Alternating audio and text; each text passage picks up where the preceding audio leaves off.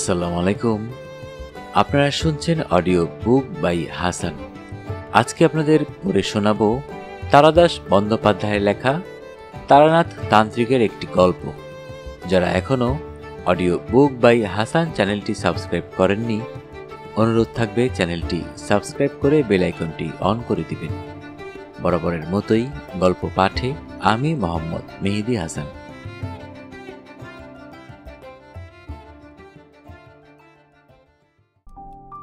দিনটা সকাল থেকে মেঘলা, দুপুরের দিকে বেশ এক পশলা বৃষ্টিও হয়ে গেল। তারপর আর বৃষ্টি নেই বটে, কিন্তু আকাশ থমথম করছে কালো মেঘে, জলো বাতাস দিচ্ছে। এমন দিনে মনে একটা কি করি ভাব হয়। দু একখানা বিলিতি ম্যাগাজিন বন্ধুদের কাছ থেকে চেয়ে এনে পরে পড়ব বলে জমিয়ে রেখেছিলাম। এখন সেগুলো উল্টে পাল্টে দেখলাম বাদলার দিনের মেজাজের সঙ্গে ঠিক খাপ খাচ্ছে না। কি করা যায়? স্ত্রীর সঙ্গে গল্প করব? না, 7 বছর বিয়ে হয়ে যাওয়ার পর আর বাদলার দিনে খোলা জানলার ধারে স্ত্রীকে নিয়ে কাব্য চলে না। যতই নিষ্ঠুর শোনাক, কথাটা সত্য। মহাকালের নির্মমতা এবং অতীত সুখের দিন সম্বন্ধে বিমর্ষভাবে চিন্তা করছি, এমন সময় দরজার কড়া নড়ে উঠল। উঠে গিয়ে দরজা খুলে দেখি কিশোরী সেন। ভেতরে ঢুকে কাদামাখা রবারের পাম্প শু ছাড়তে ছাড়তে সে হেসে বললে, এই বর্ষার দিনে বাড়ি বসে করছো কি? বললুম, যে অশ্ব নেই তার তৃণ সংগ্রহ করছিলুম। খুব ভালো হয়েছে তুমি এসেছ, একেবারে মিয়নো দিন না? কিশোরী বললে, আর বসে কাজ নেই, একটা জামা টামা যা হোক কিছু গলিয়ে নাও, চলো তারানাথ জ্যোতিষীর বাড়ি ঘুরে আসি। আর কিছু না হোক, দু একটা আজব গল্প তো শোনা যাবে। এমন দিনই তো উদ্ভট গল্প জমে। তারানাথের কথা আমার যে কেন আগেই মনে পড়েনি তা ভেবে অবাক হলাম। পথে বেরিয়ে বললুম, ড্রামে উঠে কাজ নেই, মাসের শেষ, সেই 8 পয়সা দিয়ে বরং সিগারেট কেনা যাবে। হেঁটে মেরে দিই চলো, এইটুকু তো পথ।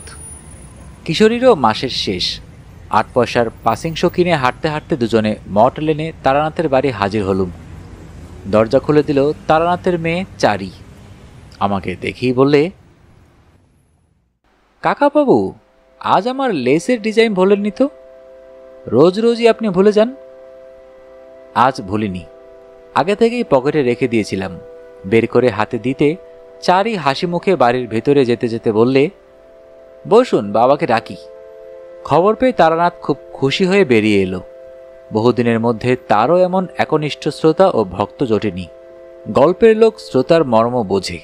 তক্তপোষে বসতে বসতে তারানাথ বললে, তারপর হঠাৎ যে?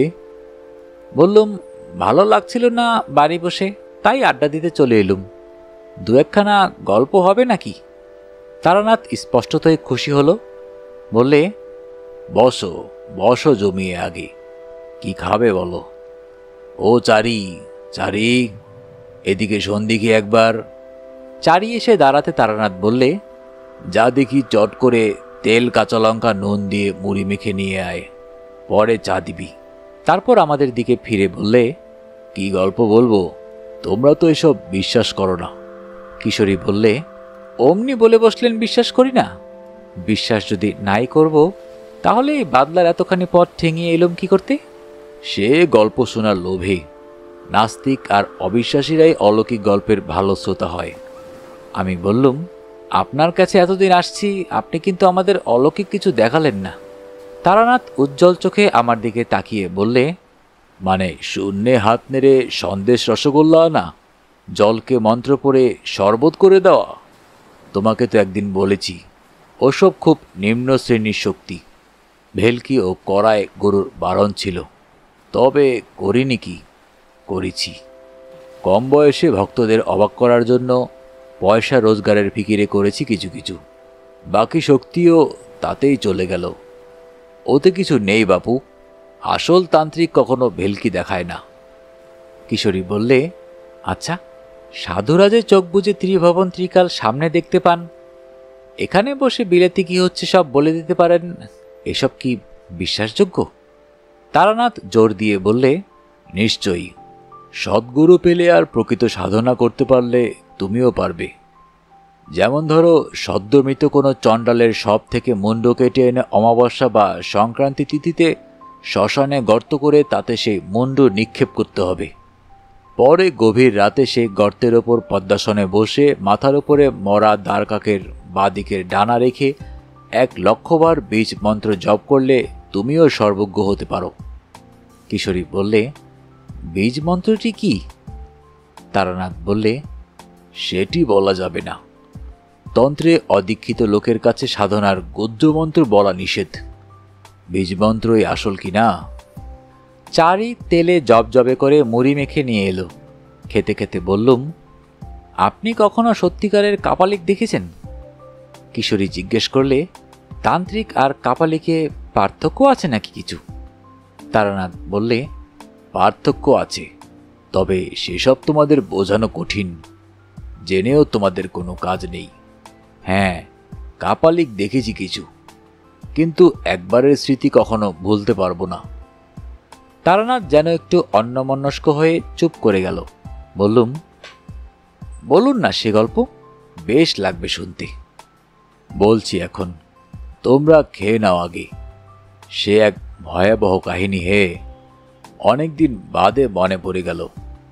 এখনো মনে হলে গায়ে কাঁটা দেয়। আমি বললুম, এ ঘটনা কি মধুসুন্দরী দেবীর আবির্ভাবের আগে? বটেই, আমার ভবঘুরে জীবনের একেবারে প্রথম দিকে ঘটেছিল। তখনও আমি বীরভূমের মাতু পাগলিকে দেখিনি। চা এনেছিস? রাখ এই তক্তপোষেই। নাও, চা খাও। আমরা চায়ে চুমুক দিলাম। তারানাথ গল্প শুরু করলে, আমার বয়স তখন 22-23। বাড়িতে আর ভালো লাগে না। আমাদের গ্রামের ধারে বাঁধানো বটতলায় একবার এক বিচিত্র দর্শন সাধু এসে 7-8 দিন বাস করেছিল। সামনে ধুনি জ্বালিয়ে চুপ করে বসে থাকে, মাথায় চূড়ার মতো উঁচু জটার ভার, চোখ দুটো বেশ শান্ত। গ্রামের অনেকেই তার কাছে গিয়ে দুধ, ফলমূল এসব দিয়ে আসত। বৌঝিরা বায়না করত মাদুলি তাবিজের জন্য। সাধু কিন্তু কখনো ভরং দেখায়নি, অলৌকিক শক্তি দেখিয়ে ভক্ত জোগাড়ের চেষ্টা করেনি। কেউ বেশি বিরক্ত করলে বলতো, আমি কিছু জানি নে মা, আমার কোনো ক্ষমতা নেই, ভগবানকে ডাক, ভগবান সব ঠিক করে দেবেন। বেশি ধরাধরি করলে বলতো, আচ্ছা যা, আমি তোর হয়ে ভগবানের কাছে প্রার্থনা করব। এই সততার জন্য এবং কারো কাছ থেকে পয়সা না নেওয়ায় সাধুর ওপর আমার কেমন একটা আকর্ষণ জন্মালো। গেলাম একদিন সাধুর বটতলায়। একদিকে বসে আছি, নানা রকম লোক এসে নানান বায়না করছে সাধুর কাছে। সাধু সবাইকেই হেসে বিদায় করছে। এসব মিটতে মিটতে বিকেল গড়িয়ে অন্ধকার নেমে এলো। এবার আমি আর সাধুই কেবল রয়েছি বটতলায়। পাশ থেকে একখানা চালাকাঠ তুলে ধুনিতে গুজে দিয়ে আমার দিকে তাকিয়ে সাধু বলল, আয়, এদিকে এসে বস। আমি সাধুর সামনে ধনির একপাশে গিয়ে বসলাম। ধনির আলোয় সাধু কিছুক্ষণ আমার মুখের দিকে তাকিয়ে থাকল। তারপর একটা নিঃশ্বাস ফেলে বলল, সন্ন্যাসী হওয়ার ইচ্ছা আছে না? আমি কিছু না বলে চুপ করে রইলাম। তোর সেসব হবে না, তবে তোর কপালে অনেক সাধুসঙ্গ আছে দেখছি, কিছু শক্তিও পাবি, কিন্তু সংসারে থাকতেই হবে তোকে।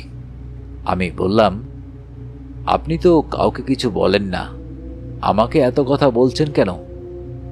সাধু একটু চুপ করে বসে থেকে বলল, তোর কপালে তন্ত্র সাধনার চিহ্ন আছে, কিন্তু অস্পষ্ট। তার অর্থ কিছু দূরে গিয়ে তারপর ফিরে আসতে হবে। এই চিহ্ন না দেখতে পেলে তোকে এইসব কথা বলতাম না, তোর অধিকার আছে জানার। আমি উৎসুক হয়ে উঠলাম, বললাম, আর কি দেখতে পাচ্ছেন সাধুজি? আর যা দেখতে পাচ্ছি তা খুব ভালো নয়। কি রকম? বছরখানেকের ভেতর তোর খুব বড় বিপদ আসছে। ভালোই হয়েছে আমার সঙ্গে দেখা হয়েছে তোর, নইলে প্রাণ সংশয় হতে পারত। বললাম, কি রকম বিপদ কিছু বলবেন না?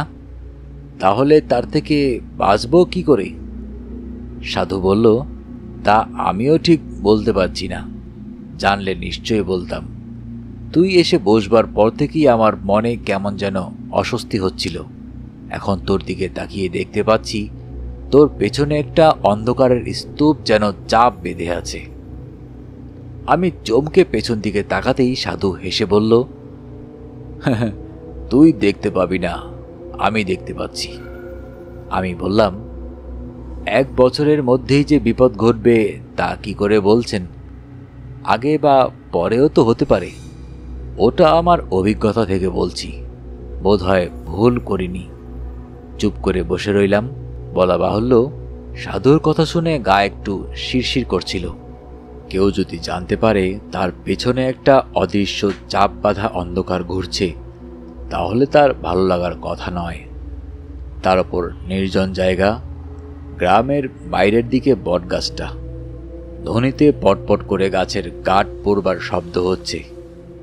সাধু আর আমি ছাড়া কোনো দিকে আর কেউ নেই। সাধু বলল, তোকে আমি একটা জিনিস শিখিয়ে দিয়ে যাচ্ছি, ভালো করে শিখে রাখ। যদি কোনোদিন কখনো বিপদ আসে বলে মনে হয়, কি কোনো অস্বস্তি বোধ করিস, তাহলে এই প্রক্রিয়াটা করবি। যতই বিপদ আসুক, প্রাণটা বেঁচে যাবে। বললাম, কি প্রক্রিয়া সাধুজি?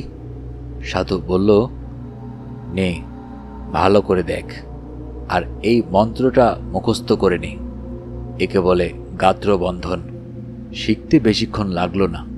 বললাম, কিন্তু বিপদ যে আসছে তা বুঝতে পারবো কি করে?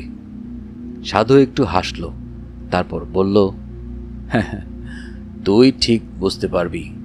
তোর কপালে তন্ত্র সাধনার চিহ্ন আছে বললাম না? সময় হলে আমার মতো মনের মধ্যে বিপদের ঘণ্টা বেজে উঠবে। আমি যেমন আজ তোর বিপদ বুঝতে পারলাম। বললাম, আমি কিন্তু আমি তো পারিনি। আজ থেকে তোকে কিছুটা শক্তি দিলাম। যা, ভালো মন্দ যাই আসুক, তুই আগে থেকে আন্দাজ করতে পারবি। আমি হাত জোর করে বললাম, আমাকে আপনার শিষ্য করে নিন, আমি দীক্ষা নেব আপনার কাছে। সাধু ভ্রুকুঁচকে বলল, ওসব হবে টবে না, আমি কাউকে শিষ্য করি না। আবদার করিস না, যা, কেটে পড়। আবার কবে আপনার দেখা পাবো? এমনিতে দেখা পাবি না, তবে যদি সত্যি কখনো তোর প্রাণসংশয় ঘটে, তাহলে তোকে সাবধান করে দেব। তারপরে একটা আধপোড়া কাঠ তুলে নিয়ে ধুনি খুঁচিয়ে দিতে দিতে বলল, যা যা, ভাগ, পালা। বাড়ি ফিরে এলাম। পরদিনই সেই সাধু আস্তানা ভেঙে কোথায় চলে গেল কে জানে। পরদিন বিকেলে বটতলায় গিয়ে দেখি শুধু নিভে যাওয়া ধুনির ছাই আর কতগুলো আধপোড়া কাঠ পড়ে আছে। মাসখানেক কাটল, কিছুই যেন আর ভালো লাগে না। কেবলই বাড়ি হতে বের হয়ে পড়তে ইচ্ছা করে। পথ যেন দারুণ আকর্ষণে টানছে। কেবল যে ধর্মের স্পৃহা তা নয়, একটা ভবঘুরেমি পেয়ে বসল। আরও কিছুদিন এভাবে কাটবার পর একদিন সত্যি কয়েকটা জামাকাপড় আর 10টা টাকা নিয়ে বেরিয়ে পড়লাম। বাড়ির লোক খোঁজাখুঁজি করবে এবং সন্ধান পেলেই ধরে নিয়ে যাবে বাড়িতে। এই জন্য সারাদিনই প্রায় হাঁটতাম, যতটা দূরে গিয়ে পড়া যায়। রাত্রিরে আশ্রয় নিতাম কোনো গৃহস্থের বাড়িতে। তখনকার লোকজন ছিল ভালো, অভাব ছিল না। গোলা ভর্তি ধান, পুকুর ভর্তি মাছ, নিজের গরুর দুধ। অতিথিকে যত্ন করতে সে যুগের লোক ত্রুটি করত না। অব্রাহ্মণ গৃহস্বামী হলে গোয়াল ঘরের একপাশ পরিষ্কার করে রান্নার আয়োজন করে দিত। সেখানে বসে রাখতাম। তারা আবার অপেক্ষা করত ব্রাহ্মণের প্রসাদ পাবার। কিশোরী প্রশ্ন করল, জিনিসপত্রের দাম তখন কি রকম ছিল? তারানাথ বলল, গায়ের দিকে বেশিরভাগ জিনিসই কিনে খেতে হতো না, সবই তো গ্রামেই উৎপন্ন হতো। তবে হ্যাঁ, মনে আছে একবার আমি আর আমার বন্ধু হরমোহন মাংস খাবার শখ হওয়ায় পাশের গ্রাম থেকে 10 আনা দিয়ে একটা পাঠা কিনে এনে দুজনে রান্না করে খেয়েছিলাম। তাও হরমোহন বারবার বলছিল, আমরা ঠকেছি, আর একটু দরাদরি করলে 8 আনার ভেতরেই হয়ে যেত। আমি অবাক হয়ে বললাম, 10 আনায় একটা আস্ত পাঠা? বটেই, সেই সব সস্তা গন্ডার বাজার তোমরা কল্পনাও করতে পারবে না। দুজনে মিলে গোটা পাঠাটা খেয়ে ফেললেন? তা পারবো না কেন? গায়ের ছেলে, আমাদের খিদেও ছিল আর অম্বলের ব্যামতেও ভুগতাম না। আমার খাওয়ার কথা আর কি শুনছ? আমার বাবার খাইয়ে হিসেবে 10টা গায়ের মধ্যে নাম ডাকছিল। সে গল্প বলবো এখন পরে একদিন। কিশোরী বলল, হ্যাঁ, যে গল্প হচ্ছিল সেটা হোক। তারানাথ বলতে শুরু করল, এভাবে কিছুদিন ঘুরে বেরিয়ে বিরক্তি ধরে গেল। রোজ রোজ অকারণে পথ হাঁটা, লোকের বাড়িতে আশ্রয় নেওয়া, তাদের দাক্ষিণে ভালো ভালো খাওয়া। শুধু খাওয়ার জন্যই কি বাড়ি থেকে বেরিয়েছি? বাড়িতে কি আমার ভাতের অভাব ছিল? কিন্তু যা চাই তা পাই কই? যাই হোক, পথ হেঁটে ক্লান্ত অবস্থায় একদিন সন্ধেবেলা এক গ্রামে এসে পৌঁছলাম। গ্রামটায় ঘনবসতি নেই, একটু ছাড়া ছাড়া বাড়িঘর, আমজাম বাঁশবাগানে ভরা। একটা বড় আমবাগানের পাশে কাদের বেশ সুন্দর বাড়ি দেখে সেখানেই আশ্রয় নেব ভাবলাম। সুন্দর বলতে পাকা বাড়ি নয়, পোড়ো চালের বড় বড় 8-10খানা ঘর, মাঝখানে উঠোনকে ঘিরে। বিরাট উঠোনে ধানের গোলা, একপাশে গোয়ালে কখানা গরু সাজালের ধোয়ার মধ্যে বসে বসে জাবর কাটছে। আমি উঠোনে পা দেবার সঙ্গে সঙ্গে বাড়ির মধ্যে শাকে ফু পড়ল। সব মিলিয়ে সম্পন্ন গৃহস্থের লক্ষণ ফুটে বেরোচ্ছে। উঠোনে দাঁড়িয়ে এদিক ওদিক তাকাচ্ছি। একজন কালো মতো মধ্যবয়স্ক লোক এগিয়ে এসে বলল, কি চাই? বললাম, আমি বিদেশি লোক, রাত্রিটা একটু থাকবার সুবিধে হবে কি? আপনারা? ব্রাহ্মণ। লোকটা আসুন আসুন করে ব্যস্ত হয়ে আমায় নিয়ে দাওয়ায় বসালো, পা ধোয়ার জল দিল। তার নাম মাধব ঘোষ, সেই বাড়ির মালিক। চাষবাস আছে প্রায় 50 বিঘের। মাধব লোক বেশ ভালো। আমাকে রান্নার ব্যবস্থা করে দিয়ে সে ঠায় বসে রইল সামনে। বসে গল্প করে, আর একটু বাদে বাদে হুকোটিকে এগিয়ে দিয়ে বলে, সাজুন, ব্রাহ্মণের প্রসাদ পাবো। কথায় কথায় আমি বললাম, আমাদের বাংলাদেশের আতিথেয়তা বড় সুন্দর না? এই যে তুমি আমাকে এত যত্ন করছো, এতে তোমার লাভ কি?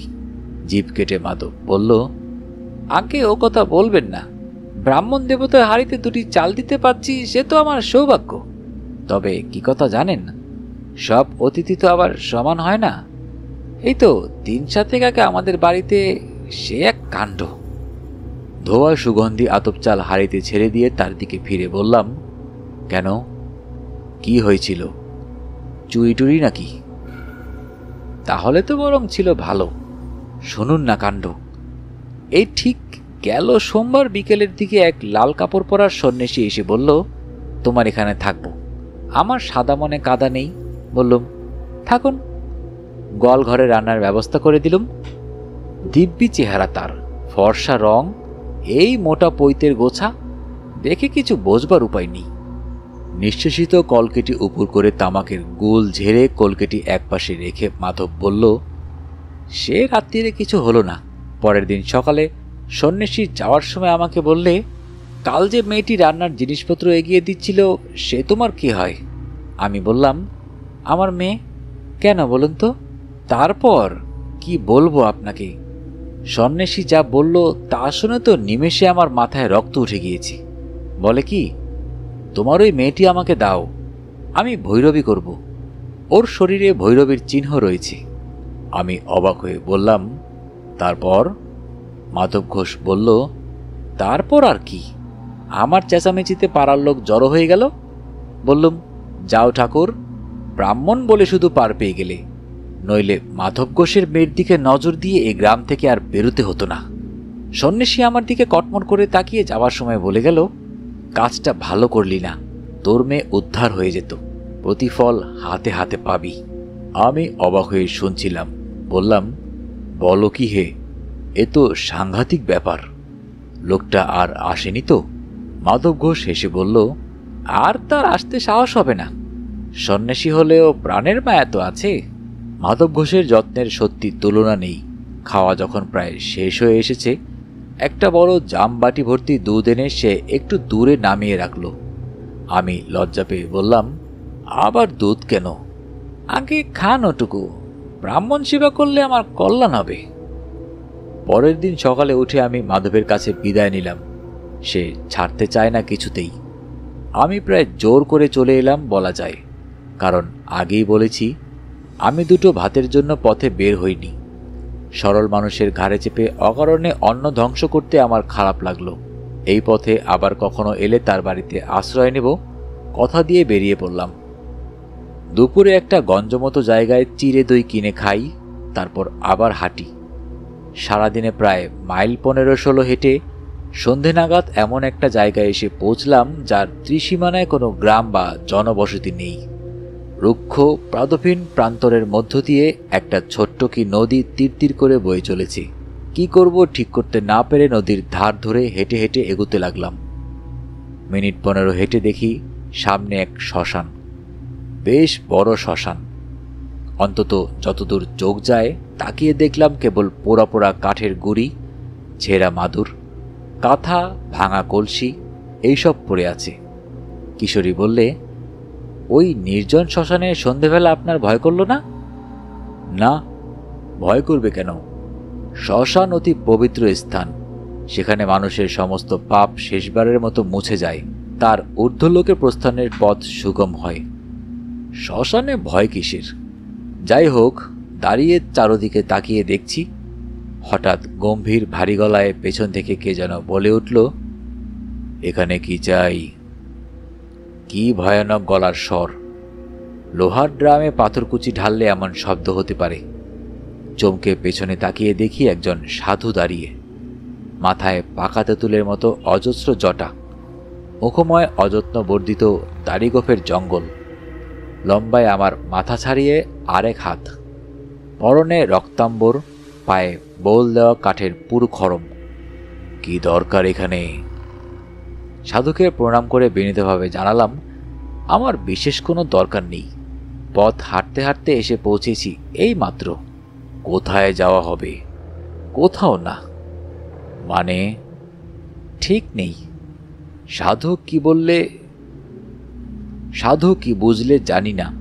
কিছুক্ষণ আমার মুখের দিকে স্থির হয়ে তাকিয়ে থাকলো, তারপর তার দাড়ির জঙ্গলে খুব সূক্ষ্ম একটা হাসির রেখা ফুটে উঠল। সে বলল, আয় আমার সঙ্গে। সেই ঘনায়মান অন্ধকারে আমি সাধুর পেছনে চললাম। বেশ খানিকটা হাঁটবার পর দেখি একটা গাব বা ওই জাতীয় কোনো গাছের নিচে সাধু মরার মাদুর, কাঁথা ইত্যাদি টাঙিয়ে বেশ ঝুপড়ি মতো বানিয়েছি। বললাম, এইখানে আপনি থাকেন? কেন? অসুবিধেটা কি? সাধুর কথাবার্তা যেন কেমন কেমন। আমি বললাম, না, অসুবিধে আর কি, তাই বলছি। সাধু আমাকে ঝুপড়ির বাইরে বসতে বলে নিজে ভেতরে ঢুকল। বেরিয়ে এলো দুটো পাকা কলা হাতে নিয়ে। বলল, এই নাও, খাও। নিলাম। কি উদ্দেশ্যে বেরোনো হয়েছে বাড়ি থেকে? সাধু হবার ইচ্ছে নাকি? আমি উত্তর না দিয়ে কলা হাতে চুপ করে বসে রইলাম। তুই আমার কাছে থেকে যা, আমি তোকে চেলা করে নেব, থাকবি? তারপর সাধু একটা কথা বলল, যা আমাকে আমাদের গ্রামের বটতলার সেই সাধুও বলেছিল। বলল, তোর কপালে তন্ত্র সাধনার চিহ্ন আছে, থেকে যা তুই আমার কাছে। আমি একটু ফাপড়ে পড়লাম। এই সাধুকে দেখে আমার তেমন ভক্তির উদয় হয়নি, বরং কেমন একটু অস্বস্তি হয়েছে। এত সহজে নিজে থেকে চেলা করে নিতে চাইল দেখে সে ভাব বেড়েছে, বই কমেনি। ভালো সাধু কখনো কথায় কথায় শিষ্য করে বেড়ায় না। অবশ্য আমার আর চিন্তা কি, থাকি কদিন, ভালো না লাগলে কেটে পড়ার বাধা কোথায়? সাধু সঙ্গের জন্যই তো বেরিয়েছি, বাজিয়ে দেখতে দোষ কোথায়? বললাম, থাকবো। সাধু বলল, বেশ, আমি একটা বিশেষ সাধনা করছি, সেটা কদিনের মধ্যেই শেষ হয়ে যাবে, তারপর তোকে দীক্ষা দেব। কি সাধনা? সে আছে, সময় হলেই জানাবো। তাছাড়া তোর সাহায্য আমার দরকার হতে পারে, থেকে গেলাম সাধুর কাছে। 2-4 দিন কেটে গেল। সাধু আমাকে একলা ফেলে রেখে সারাদিন কোথায় কোথায় ঘুরে কী সব সংগ্রহ করে আনে, বোধহয় নিজের সাধনার জিনিসপত্র। রাত্রিরে বসে অনেকক্ষণ ধরে পুজো, সে সময়টা আচ্চা আর জপ তপ করে। আমি একটু দূরে কাঠকুটো দিয়ে আগুন জ্বেলে মাটির হাঁড়িতে ভাতে ভাত রান্না করি। অনেক রাত্রিরে খাওয়া হয়। ক্রমে সাধুর কাণ্ড কারখানা দেখে আমার মনে দৃঢ় বিশ্বাস হলো সাধু একজন কাপালিক। একদিন একটা মরা চড়ুই পাখি কোথা থেকে ঠ্যাং ধরে ঝুলিয়ে এনে হাজির। ঝুপড়ি থেকে ছুরিয়ে এনে চড়ুইটার পেট চিরে নাড়িভুড়ি বের করলো সাধু। তারপর কি একটা জিনিস আমাকে না দেখিয়ে টুক করে ভরে দিল পাখিটার পেটে। আবার ঝুপড়িতে ঢুকে 2খানা একই মাপের মাটির সরা এনে একটায় মরা পাখিটা রেখে অন্যটা দিয়ে চাপা দিয়ে দিল। তারপর একটু আটা মেখে সেই আটা দিয়ে 2টো সরাই মুখে মুখে জুড়ে দিল। আমি অবাক হয়ে বললাম, এ দিয়ে কি হবে? সাধু সংক্ষেপে বলল, কাজ আছে। তারপর আমার হাতে মুখবন্ত সরাটা দিয়ে বলল, আগুনে পোড়াও তো এটা, 1 ঘন্টা ধরে পোড়াবে। এইভাবে 3 দিন 1 ঘন্টা করে পোড়াবে। নাও। রান্না হয়ে গিয়েছিল, কিন্তু আগুন তখনও জ্বলছে। আমি কথা না বলে সরাটা সাধুর কাছ থেকে নিয়ে আগুনে রেখে দিলাম। সাধু বললে, দ্রব্যগুণ, বুঝলে? দ্রব্যগুণ এক বিরাট জিনিস, তুমি মানো? বললাম, নিজে প্রত্যক্ষ দেখিনি কখনো। গাছপালা থেকে ওষুধ তৈরি হয় দেখেছি, খেলে অসুখ সেরে যায় তাও দেখেছি, কিন্তু যেসব কথা শুনতে পাওয়া যায়, যেমন বশীকরণ, স্তম্ভন, সেসব দেখিনি।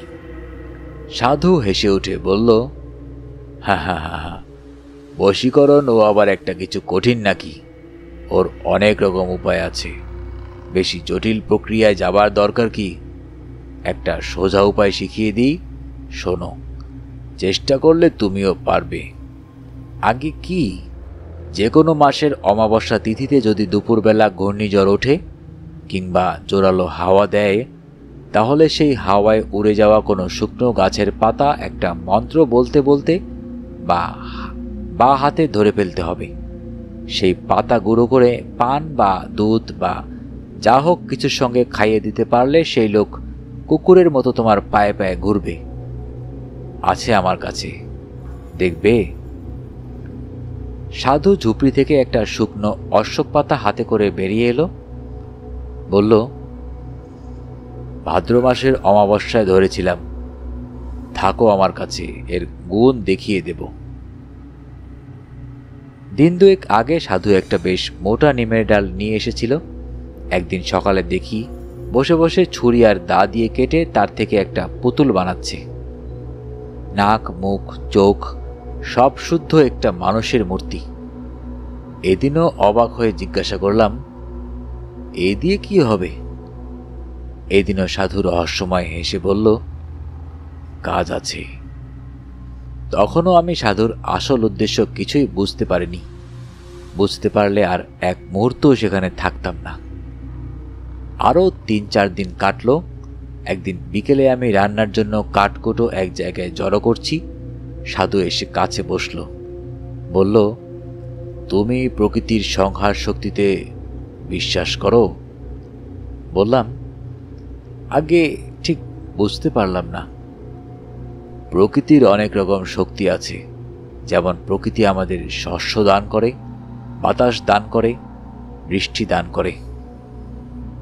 এগুলিতে আমাদের প্রাণ বাঁচে, এগুলি শুভ শক্তি। আবার মহামারী, দুর্ভিক্ষ, বন্যা, যুদ্ধ এগুলি হলো সংহারক শক্তি। এছাড়াও নানা ধরনের অদৃশ্য অদ্ভুত মারক শক্তি আছে। সাধনার দ্বারা তাদের জাগ্রত করা যায়। যেমন বেতাল জাগানো। বেতাল হচ্ছে এক ধরনের ক্রূর ও নিষ্ঠুর অপশক্তি। তার মারক ক্ষমতাও অমোঘ। একবার জাগ্রত হলে কাজ শেষ না করা অবধি তার নিদ্রা নেই। আমার গা শিরশির করছিল। বললাম, আর যদি কাজ শেষ না করতে পারে, যদি বাধা পায়? সন্ন্যাসীর চোখ জ্বলে উঠল। বলল, বেতালকে বাধা দেওয়া খুব কঠিন, প্রায় অসম্ভব, কিন্তু বাধা পেলে সে ফিরে এসে যে তাকে জাগিয়েছে তাকেই হত্যা করে। এসব আগুন নিয়ে খেলা। সাধু একটু চুপ করে থেকে বলল, আজ রাত্রিরে তোমাকে বেতাল জাগানোর পদ্ধতি দেখাবো, তুমি ভয় পাবে না তো? প্রথমে ভাবলাম, বলি হ্যাঁ, তারপর জিনিসপত্র পোটলা করে পালাই। কিন্তু কেমন একটা আকর্ষণ হলো, বললাম, না, আপনি কি এরই সাধনা করছিলেন? সন্ন্যাসী হেসে বললে, তাই। সেদিন রাত্রির যখন গভীর, সাধু তার ক্রিয়াকর্ম শুরু করল। জবা ফুলের মালা, রক্তচন্দন এসব আগে থেকেই জোগাড় করা ছিল। সাধু সেই নিম কাঠের পুতুলটা এনে তাতে বেশ করে তেল সিঁদুর মাখালো। তারপর সেটাকে কোমর অবধি পুতল মাটিতে। তার চারদিকে বেড়ার মতো করে মাটিতে রেখে দিল একটা জবা ফুলের মালা। পদ্মাসনে বসে বিড়বিড় করে কি মন্ত্র পড়তে পড়তে পুতুলটায় চন্দনের ছিটে দিতে লাগলো। এসব হলে ঝোলা থেকে বের করলো একটা মদের বোতল। সাধুর ঝুপড়িতে একটা মরার খুলি ছিল, আগেই দেখেছি। সেটাতে খানিকটা মদ ঢেলে সাধু আমার দিকে তাকিয়ে বলল, সেই বন্ধ সরাটা কই? আমি সরা এনে দিলাম। সাধু আটাগুলো নখ দিয়ে খুঁটে খুঁটে তুলে সরাটা খুলল। দেখলাম 3 দিন পোড়ানোতে ভেতরের পাখিটা একদম ছাই হয়ে গিয়েছে। সেই ছাই এক চিমটি নিয়ে মদে মেশালো সাধু। তারপর ঢক করে মদটা গলায় ঢেলে দিল। খাওয়ার পরেই সাধুর আশ্চর্য পরিবর্তন দেখলাম। সাধুর চোখ দুটো ছোট ছোট কোটরে গিয়ে যেন 2 টুকরো কয়লার মতো জ্বলতে লাগলো। আমার দিকে ফিরে সাধু বলল, শুকনো কাঠ দিয়ে একটা ধুনি করো। করলাম। ধুনি বেশ জ্বলে উঠতে সাধু রক্তচন্দন দিয়ে ধুনি পুজো করল। তারপর তামার কোষায় গাওয়া ঘি, একটা জবা ফুল, আলো কি যেন মিশিয়ে মন্ত্র পড়ে আগুনে আহুতি দিল। সঙ্গে সঙ্গে একটা বিকট পোড়া গন্ধে ভরে গেল চারদিক। সাধু বিকৃত গলায় হেসে উঠল। আর আমার মনে হলো সেই ধোঁয়া আর অন্ধকারের ভেতরে ধুনির মধ্য থেকে একটা বিরাট সেই ধোঁয়া আর অন্ধকারের ভেতরে ধনির মধ্যে থেকে একটা যেন বিরাট অন্ধকার জমাট মূর্তি বাতাসে উঠে। আর আমার মনে হলো সেই ধোঁয়া আর অন্ধকারের ভেতরে ধনির মধ্যে থেকে একটা যেন জমাট অন্ধকার দিয়ে তৈরি মূর্তি উঠে বাতাসে ভর করে ভেসে কোথায় মিলিয়ে গেল। আমি অবাক হয়ে সেই দিকে তাকিয়ে রইলাম। মূর্তিটাকে খুব পরিষ্কারভাবে যে দেখেছিলাম তা বলতে পারি না, তবে যেটুকু দেখতে পেয়েছিলাম তাতেই বুক ঠান্ডা হয়ে আসে। বিশাল, স্থূল রাত্রির অন্ধকার দিয়ে তৈরি যেন একটা অপছায়া। সাধু বলল, দেখলে, ওই বেতাল। আমি বললাম, কোথায় গেল? সাধু বসে বলল, এদিকে সরে এসো। আমি আসল কথাটা এতদিন তোমাকে বলিনি, আজ বলি। আজ থেকে 15-20 দিন আগে এখান থেকে মাইল কুড়ি দূরে এক গ্রামে আমি মাধব ঘোষ বলে একজন লোকের বাড়ি রাত্রিরে আতিথ্য গ্রহণ করি। আমার মাথায় বিদ্যুৎ খেলে গেল। মাধব ঘোষ? তাহলে এই কাপালি কি সেদিন মাধব ঘোষের বাড়িতে হাঙ্গামা করেছিল? বটে। সাধু বলে চলেছে, সেই মাধব ঘোষের বড় মেয়েটির দেহে প্রকৃত সাধন সঙ্গিনী হবার উপযুক্ত সমস্ত লক্ষণ বর্তমান ছিল। আমার বর্তমানে কোনো ভৈরবী নেই। আমি পরদিন সকালে মাধব ঘোষের কাছে সাধনার জন্য মেয়েটিকে চাইলাম। মাধব দিল তো নাই, উপরন্তু আমাকে অকথ্য অপমান করে বাড়ি থেকে তাড়িয়ে দিল। সে অপমান আমার বুকে কাটার মতো বিঁধে আছে। বেরিয়ে আসবার সময় মাধব আমার ঘাড়ে হাত দিয়ে একটা ধাক্কাও দিয়েছিল। আমার গায়ে হাত? আচ্ছা, মাধব ঘোষ, এইবার দেখব তোমাকে। আমি ভয় পেয়ে বললাম, কি করবেন আপনি? করব কি, করেছি। এই যে বেতাল জাগিয়ে পাঠালাম। কোথায় গেল সে? পাঠালাম ওই মাধব ঘোষের বাড়ি। এইবার সে বুঝবে কাকে সে অপমান করেছিল। কি হবে মাধব ঘোষের? আজ তার নিজের কিছু ক্ষতি হবে না, আজ তার বাড়িতে একটা কিছু করে আসবে বেতাল। এক পক্ষ ধরে আমি বেতাল মন্ত্র জপ করে আজ আহুতি দিয়েছি। কাল অমাবস্যা, কাল পূর্ণাহুতি দেব হোম করে। ওই যে নিমকাঠের পুতুল দেখছো, ওটা হচ্ছে মাধব ঘোষের প্রতিমূর্তি। ওই পুতুলে কাল প্রাণ প্রতিষ্ঠা করে বেতালকে চিনিয়ে দেব। তারপর বেতাল আবার কাল যাবে মাধবের বাড়ি। তারপর পরশু মাধব ঘোষের মৃতদেহ পড়ে থাকবে উঠোনে কি আমবাগানের মধ্যে। ভয়ঙ্কর বিভৎস অপমৃত্যু। কেউ কিচ্ছুটি টের পাবে না কোথা দিয়ে কি হলো। সাধুর মুখখানা এখন আমার কাছে নেকড়ে বাঘের মতো লাগছিল। আমি আর সহ্য করতে না পেরে বললাম, কিন্তু এ আপনি অন্যায় করছেন, এ ঠিক নয়। সাধুর চোখ আবার ধক করে জ্বলে উঠল। পৈশাচিক ক্রোধে মুখ বিকৃত করে সে আমার দিকে তাকিয়ে বলল, কি বলতে চাস তুই? আমি অন্যায় করছি? আমার যেন কেমন সাহস এসে গেল। বললাম, নিশ্চয়ই অন্যায়। আপনি এই কুকর্মে লিপ্ত আছেন জানলে আমি একদিনও থাকতাম না এখানে। প্রতিহিংসা সাধনের জন্য নরহত্যা মহা অধর্ম। মূর্খ, কাপালিকের পক্ষে প্রতিহিংসা সাধন অধর্ম নয়। তুই তার কি বুঝবি? থামুন, আপনার মতো নরকের কৃমিকীটের কাছে আর নয়। আমি চললাম, আপনি থাকুন আপনার কুৎসিত সাধনা নিয়ে। হন হন করে হেঁটে সেই রাত্রিরে রওনা দিলাম শ্মশান থেকে। পেছনে সাধু ডেকে বলল, যাচ্ছিস যা, কিন্তু শুনে যা, আজ পর্যন্ত কেউ আমাকে অপমান করে বেশি দিন পৃথিবীর আলো দেখেনি। মনে রাখিস। অনেক দূর চলে এসেছি, তখনও পেছন থেকে রাত্রিরে নির্জনতা ভেদ করে সাধুর উন্মাদের মতো হাসি শুনতে পাচ্ছিলাম। পরের দিন দুপুর গড়িয়ে গেলে অবিশ্রান্ত হেঁটে আমি মাধব ঘোষের বাড়ি পৌঁছলাম। দেখি সমস্ত বাড়িটা যেন কেমন ঝিমিয়ে আছে, ভেতরে কেউ যেন জেগে নেই। আমার বুকটা ছ্যাদ করে উঠল। না জানি বেতাল কাল রাত্রিরে কি করে গিয়েছে। উঠোনে দাঁড়িয়ে ডাক দিলাম, মাধব, মাধব। ডাক শুনে ভেতর থেকে মাধব বেরিয়ে এলো। আমাকে দেখে সে যেন হাতে চাঁদ পেল। এগিয়ে এসে পায়ের ধুলো নিয়ে বলল, ঠাকুরমশাই। ও, আপনি এসেছেন? আমি যেন একটু বল পেলাম। ভগবান পাঠিয়েছেন আপনাকে।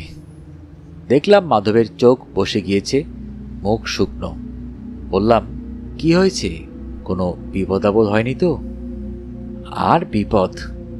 গতকাল রাত্রিরে আমার দুখানা গায়ে গরু মরে গেল ঠাকুরমশাই। সে কি? গরু মারা গেল কি করে? তা কি করে বলি বলুন দিগনি ঠাকুরমশাই, আশ্চর্য ব্যাপার। তখন অনেক রাত, হঠাৎ গলে কেমন একটা শব্দ শুনলাম। মনে হলো গরুগুলো যেন ভয় পেয়ে ছটফট করছে। উঠে বাইরে যাবার আগেই মুংলি গাইটা চিৎকার করে উঠল। গিয়ে দেখি রাঙি আর মুংলি দুটোই মাটিতে শুয়ে ছটফট করছে। কি হলো কে জানে। তখনই লোক পাঠালাম পাশের গায়ে গোবর্দির জন্য। সে এলো বটে, কিন্তু কিছুই বুঝতে পারলো না। আজ সকালে মারা গেল গরু দুটো। মাধবের চোখ দিয়ে জল পড়তে লাগলো। বলল, আজ সকাল থেকে আবার মেয়েটার জ্বর, গা যেন পুড়ে যাচ্ছে। এসব তো ভালো কথা নয় ঠাকুরমশাই। আপনি এলেন ভালোই হলো। ব্রাহ্মণ মানুষ, ভিটে বাস করলে আমার ভয় কেটে যাবে। বুঝলাম সবই, কিন্তু আমার কি করার আছে কিছুই বুঝতে পারলাম না। আমি থাকলে যদি মাধব শান্তি পায় তাহলে থাকতে পারি, এই মাত্র। একটু পরেই একটা অদ্ভুত ঘটনা ঘটল। তখন বিকেল বেশ গাঢ় হয়ে এসেছে। মাধব ঘোষ বেশ করে ফলারের আয়োজন করে দিয়েছিল। ফলার করে আমার একটু বাগানে যাবার প্রয়োজন হয়ে পড়ল।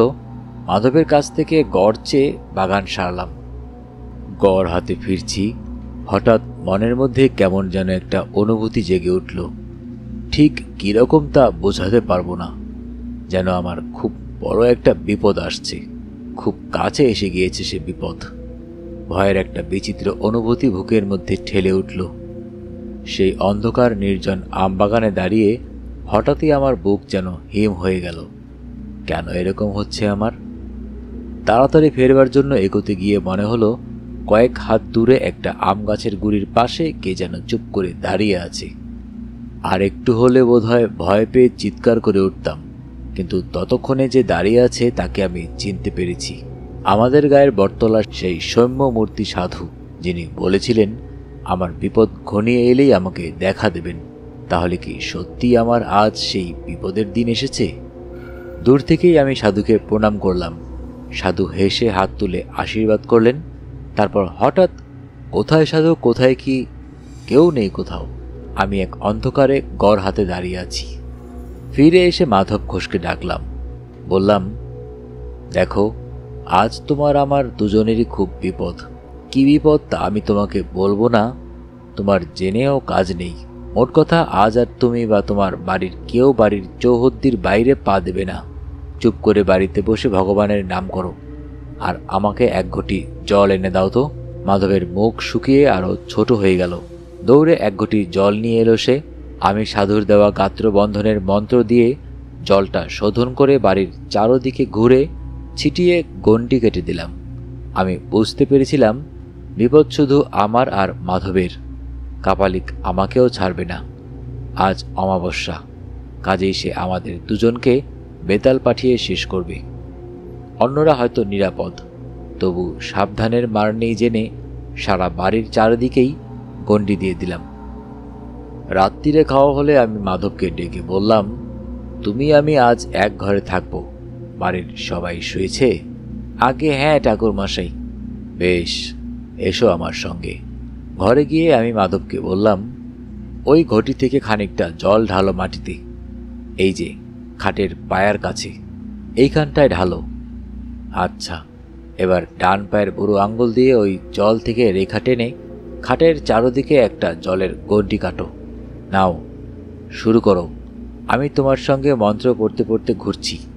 তুমি গৃহস্বামী, তোমাকেই করতে হবে, নইলে আমি করে দিতাম। সেই গণ্ডির ভেতরে খাটে উঠে আমরা দুজনে বসে রইলাম। সে কি ভয়ঙ্কর রাত! আমার বুকের ভেতরে এই বিচিত্র বিপদের ঘণ্টা বেজে চলেছে। কি যেন ঘটবে, কে যেন আসছে। আমার পাশে চুপ করে বসে থাকে মাধব।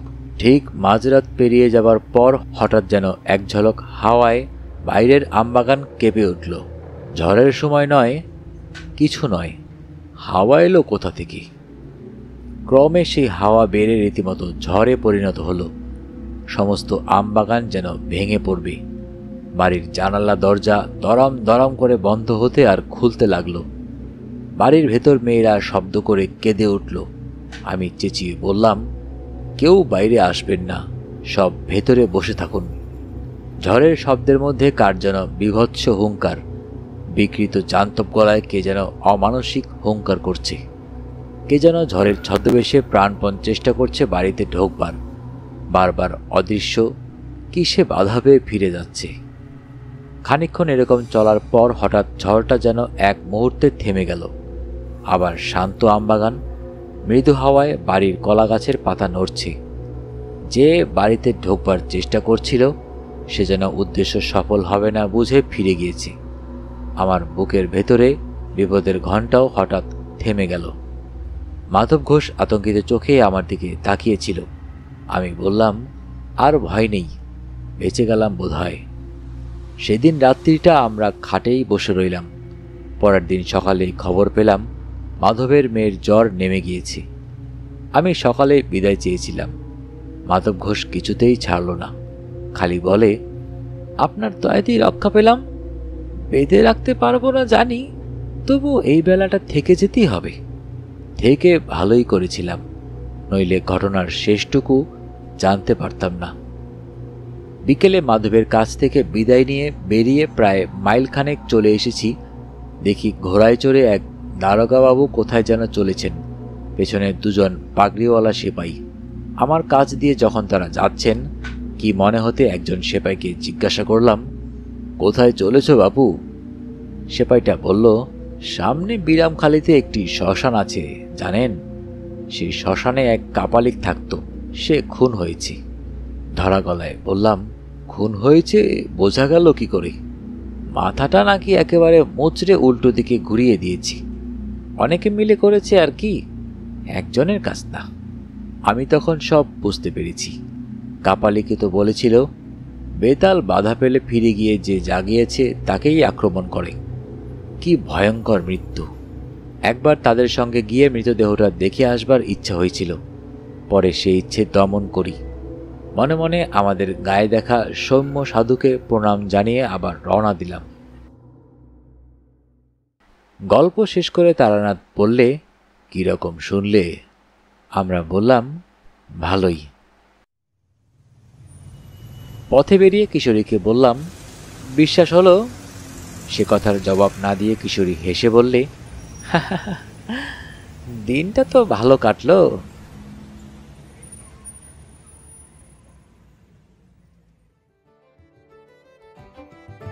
শুনতে শুনতে শেষ হয়ে গেল আমাদের আজকের গল্প। যারা এখনো অডিও বুক বাই হাসান চ্যানেলটি সাবস্ক্রাইব করেননি, অনুরোধ থাকবে চ্যানেলটি সাবস্ক্রাইব করে বেল আইকনটি অন করে দিবেন। বরাবরের মতোই গল্প পাঠে আমি মোহাম্মদ মেহেদী হাসান। সবাই ভালো থাকবেন, সুস্থ থাকবেন এবং বেশি বেশি করে বই পড়বেন, কারণ বইয়ের চেয়ে ভালো বন্ধু আর হয় না।